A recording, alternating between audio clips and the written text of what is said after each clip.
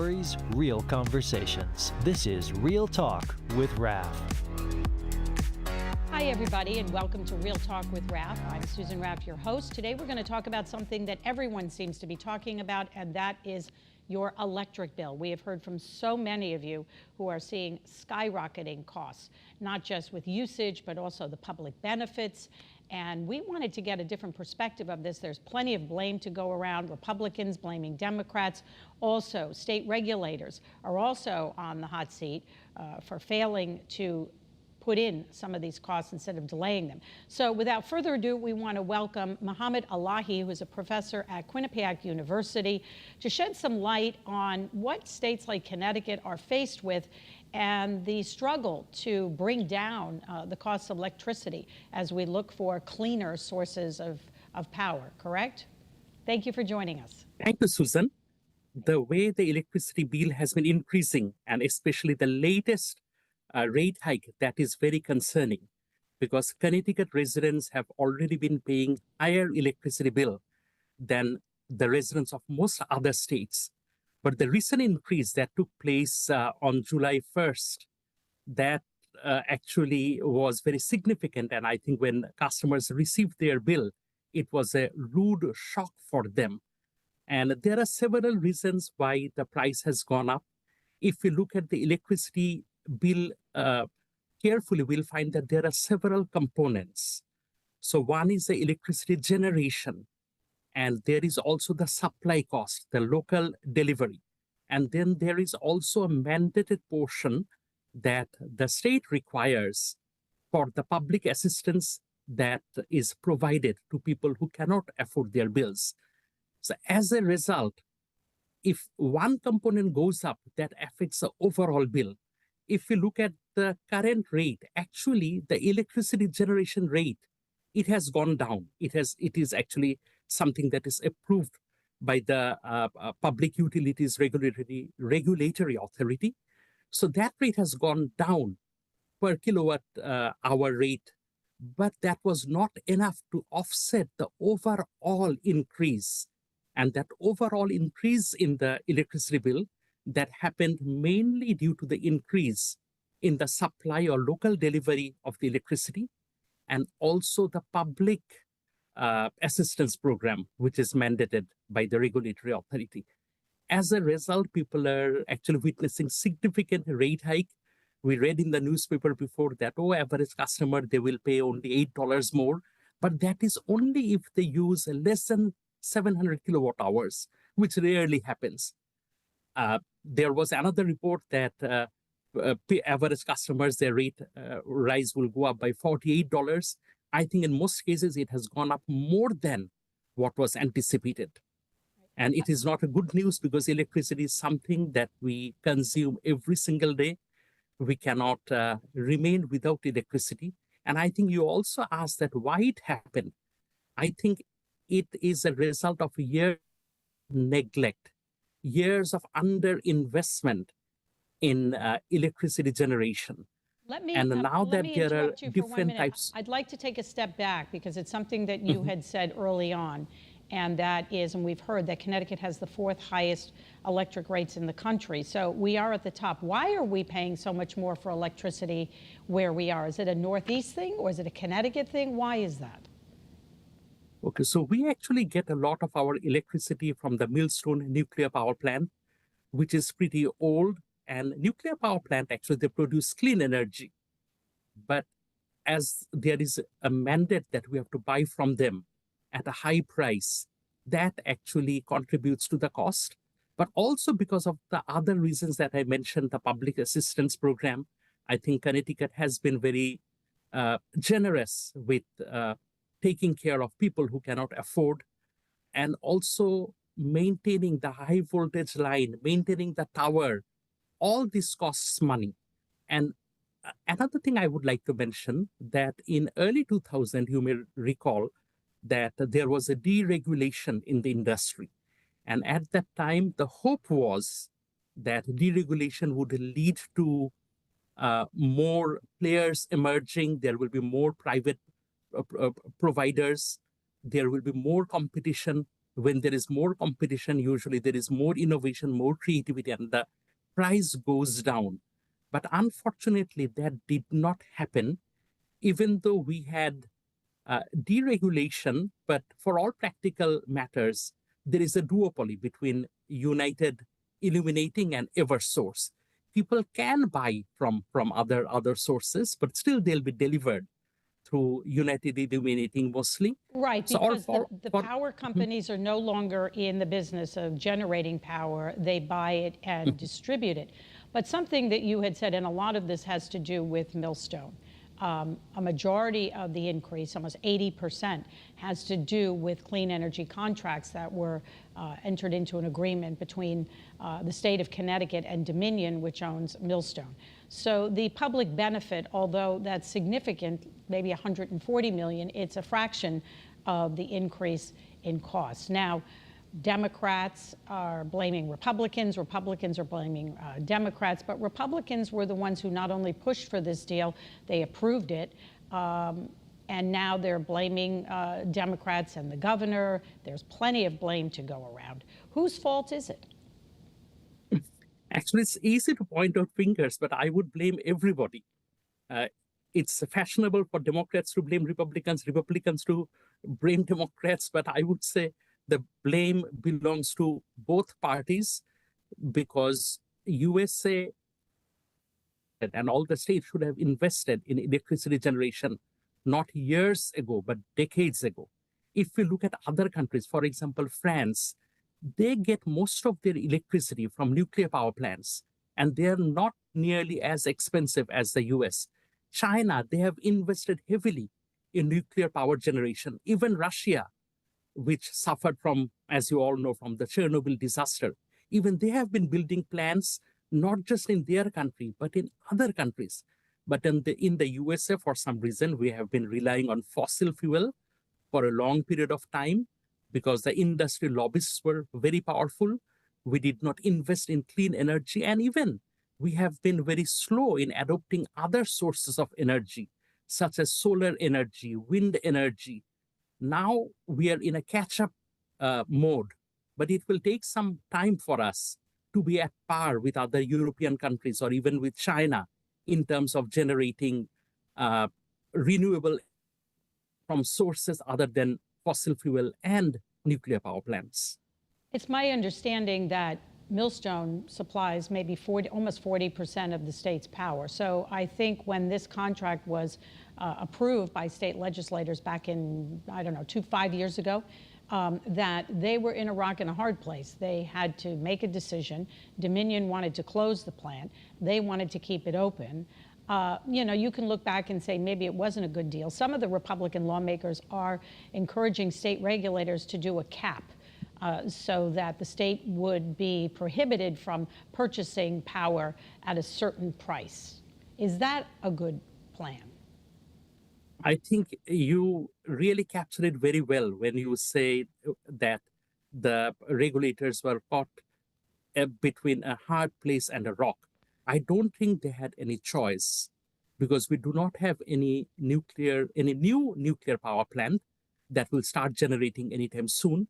We cannot replace over 40% of our electricity supply overnight. So we had to support the existing arrangements we had and renew it. And things will change only when we have other sources of energy coming to the grid, when customers, the electricity customers or consumers, take matters on their own hand and install more solar power. At least that will partially meet their energy needs. And we also have to think about building new nuclear power plants, because that is the future. And again, there have been some technological breakthrough in the recent past. I can give you one example. Typically, we produce nuclear power through what we call nuclear fission. But there is another technology, nuclear fusion. That is the way electricity is generated by stars, by suns. It may sound like a science fiction, but I think within next 25 to 30 years, we'll have electricity generated from nuclear fusion will be able to generate million times energy at a lower cost. But in between between now and the remaining 25, 30 years, we have to focus on every possible way to generate electricity because the need is there, the technology is there, but we need to make some tough political decisions. And unfortunately for Connecticut residents, I think the rates will remain high in the near future. I do not see the rate going down anytime soon. It may even go up again in February. I hope it's not, because customers are not happy when they got their July bill. But I think the high electricity price, that is the new norm. It will remain in the foreseeable future. But I have to say, I think it's more than just political. It's very expensive. To build a new nuclear power plant, we're talking billions of dollars and years down the road. So I don't know if there's an appetite for that, whether it's lawmakers or the public. Yes, lawmakers alone cannot solve the problem because they require heavy investment. We also need investors, private investors, to come forward. But I think it will happen because even the climate change skeptics, they are also believing that climate change is real. The environment is becoming very unpredictable. Summer is getting longer, harsher. And all this also cause more challenges for electricity distributors. A lot of times the power lines, they cannot handle the sudden rise in temperature or sudden drop in temperature, something that we have seen in Texas happening 2 years ago when all their grids basically failed. So the electricity companies, they're already making investment in upgrading their existing facilities. But the question is, how much more investment can they make when the climate change is happening so fast? So in order to mitigate the effects of climate change, people are realizing, investors are realizing, governments are realizing that we need more clean energy, and nuclear power plant is an excellent source of clean energy. The upfront cost is very high, but the electricity generation cost is very low. So over the years, the cost can be recouped. So I foresee more private-public partnership in the future. What role do you think state regulators play? As you know, PURA is the group that is a quasi-public, that is the governor's appointed. There are supposed to be 5 board members, including the commissioner. I believe there are only 3 members at this time. And recently, when they approved these rate hikes, the commissioner recommended that it would be spread out over a longer period of time, 22 months. But the 2 other board members decided to go against that and voted for 10 months. So it made it more painful, obviously, for ratepayers. And some are criticizing PURA and those commissioners for trying to please regulators, not ratepayers, and trying to get Eversource its money back quicker. They wanted the money back sooner.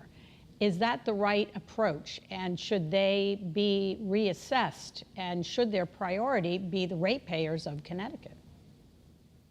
Actually, I don't blame the PURA, those who they are operating under a lot of constraints. First of all, we have limited number of suppliers.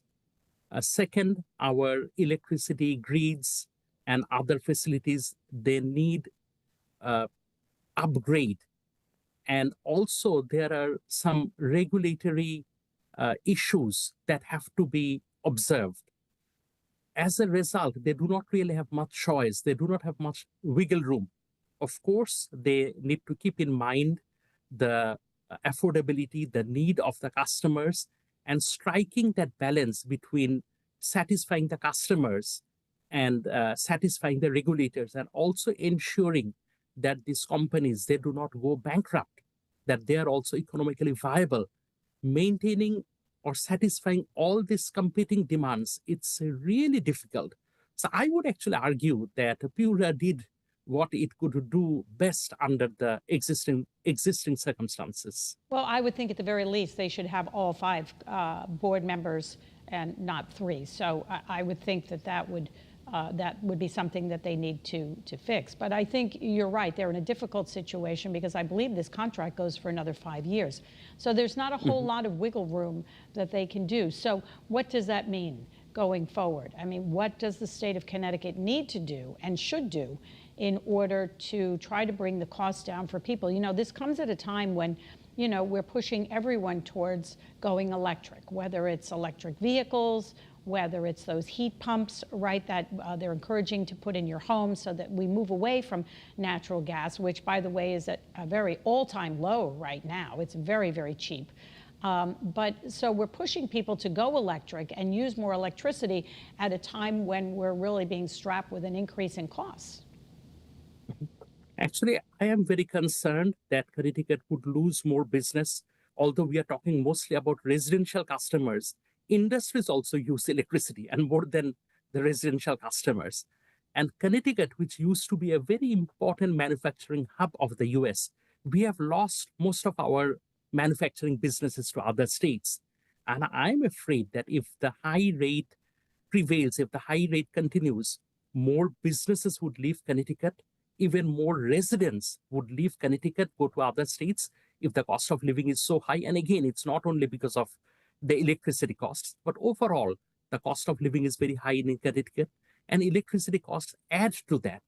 So if more people and more businesses leave Connecticut, that's not good news for anybody. So one thing that that our state government should consider is giving some type of rebates to customers to make it more tolerable, this rate hike. Also, and Eversource, they should both try to sign more long-term contracts when the gas price is low and see how they can reduce their reliance on Millstone nuclear power plant after the expiry of the current contract, because there could be cheaper alternatives. So it has to be a multi-pronged approach. The regulators need to work along with the industry people and with the government. But of course, they have to do their statutory role, what is required by them by law. But state legislators should also see how they can mitigate the suffering of Connecticut people. So the lawyers, the lawmakers, the regulators, industry people, they all need to take a serious look at the existing rate and try to see what they can do to give some relief to the customers. I think the people of Connecticut, a high rate for too long, they deserve better. I think you raised some good points. I mean, all of us are feeling the pinch with our electric bills, you know, but for a homeowner, it may be $100 or $200, but for businesses, it could be several thousand. And that could be enough to push a business to pick up and move. And I know that's your area of expertise, and I know that it's a very real concern for a lot of businesses. It is a real concern. It is a real concern. And there are many states that will be eager to basically poach away businesses from Connecticut. A few years ago, you may remember the governor of Texas, Rick Perry, or the former governor, he came to Connecticut just to quote Connecticut businesses and tried to entice them to move to Texas. There may be more initiatives by other governors in the future if this high rate continues. Well, if I may inject, I think there was another reason for that, too. There were gun manufacturers and some of the gun legislation that had passed in Connecticut. And Rick Perry and also the governor of Montana came to Connecticut trying to get businesses to come there, especially gun companies and manufacturers, because of the climate here. So that's been a thing for a long time. I would imagine a lot of southern states are trying to poach Connecticut companies because they have, it's cheaper to do business down there. I don't know if they get the level of skilled workforce that they need, but the cost of doing business down there is lower. Exactly. I agree. And I'm afraid that if the businesses find more business-friendly states in the surrounding regions with a lower electricity rate, they might move actually. And again, electricity would not be the only deciding factors. There are many other factors, but it could be one of the important factors. So what do we do in this time? I mean, obviously we have these high bills. It's supposed to be a 10-month period, right? So, but who's to say what's going to happen after? Eversource has said that they'll, evaluate after the 10-month period and then decide what to do. Hopefully our rates will, our usage should go down. And we should point out that July was one of the hottest months on record. So people did use more power, their electric bills were higher as a result of that. But what do we do with this contract that's out there and there isn't a lot of wiggle room? What does Connecticut need to do and focus on to try to come up with a long-term strategy and solution to this energy crisis? First of all, I don't think that the bill will go down after February, because once the bill goes up, it rarely goes down. That is the reality. So what the Connecticut legislature can do is rebate, some type of special tax break. Actually, maybe tax break is not the right word, but maybe they can even pay directly to the electricity companies for the electricity that they supply to the customers. If customers get a little bit of relief, that will go a long way in making their life better. But should the state of Connecticut... frankly speaking, without any serious legislative intervention, I do not see any relief coming anytime soon. If we leave everything to the market forces, then I'm afraid that the high price will continue. So the long-term solution could be, as I just mentioned about the market forces, supply and demand. We need to have more investor-owned companies, more competition, more suppliers, but it is easier said than done, because building a power plant, whether it is nuclear or hydroelectric or a gas turbine, they all take time. They are time consuming, but one thing that consumers, the electricity customers themselves can do is to install more solar panels. The prices of solar panels have come down significantly. And if every household in Connecticut installs solar panel, that will meet a lot of their demand. Maybe they would not be able to run their AC with the electricity generated, but the basic needs of their electricity, that can be met from the electricity generated from solar panel. And there is some upfront cost, but there are also a lot of programs that the state government offers that would actually allow zero out-of-pocket cost when they first install the solar panels. So in the long run, it would help. It would take some time, but this is at least something that customers can do, and government should continue with those incentives for people to install more solar panels. I want to circle back with something that you said about giving ratepayers some relief. Should the state of Connecticut, which are really the taxpayers of Connecticut, be subsidizing those electric rates? Republicans have proposed using some of the surplus, but that's taxpayer money. So it's kind of a cycle of taking money away, giving to people and taking it away at the same time. So I'm not sure that the state of Connecticut, and some would argue or agree that we shouldn't be subsidizing the utilities, because they're making quite a bit of money. I'm a believer in free market, and usually I am against any types of government subsidies. But fact of the matter is, when we have a surplus, and if we want to just give a tax break, that money goes back to people who are already rich. So it doesn't really help the people who are really feeling the pinch. And that is why even in a capitalist society, there is all types of government interventions, all types of subsidies. What I'm proposing is a temporary relief. And once new sources of energy, they come to the electricity grids, when more people install solar panels, when new nuclear plants or other types of plants, not necessarily nuclear, wind and others, they start generating electricity. All these rebates or tax breaks that the government is giving or direct payment, they can be phased out. But I think in the short run, this is something that the state government should consider in the short run. Right, and you've mentioned a variety of different alternatives, whether it be solar. Connecticut is also building a wind power generator in New London. And I know the state of Connecticut is trying to tap into Hydro-Quebec to use some of the power in hydro. But let's be honest, it's a fraction of what's needed to, create enough energy for this state. So, what else can we do? I will, in my opinion, Connecticut should also think about fourth generation nuclear reactors. Again, the upfront cost will be high, but the nuclear reactors, they're reliable. The possibility of accident is very low.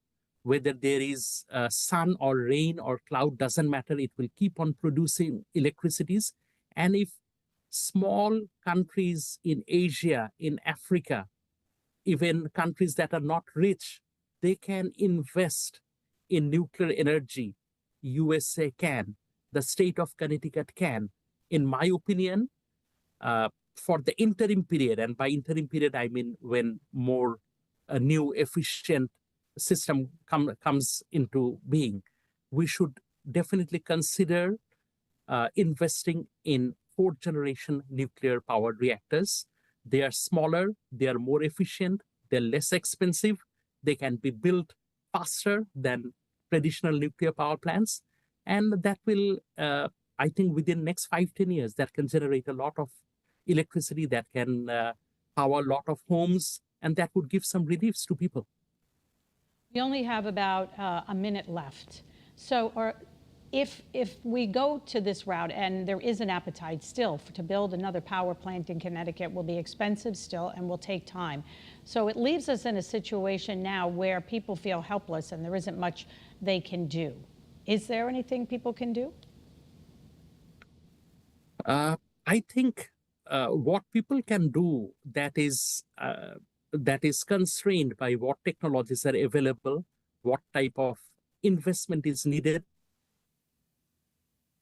other than installing solar panels. What customers should also consider is to lower their electricity use.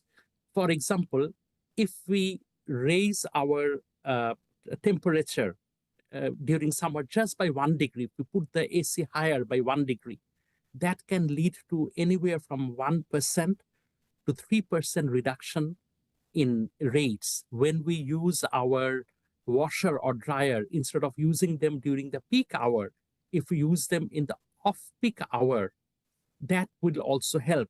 Instead of using the dryer all the time, if we can put some clothing in the sun, especially in the summer, that would reduce. So there are a lot of small little things that we can do. Mohammas Elahee, I have to cut this off because we are running out of time, but you've given us some great ideas and things for people to think about. We want to thank you for listening to Real Talk with Raff. Thanks again, everybody. Thank you very much, Susan, for having me. It's always a pleasure talking to you.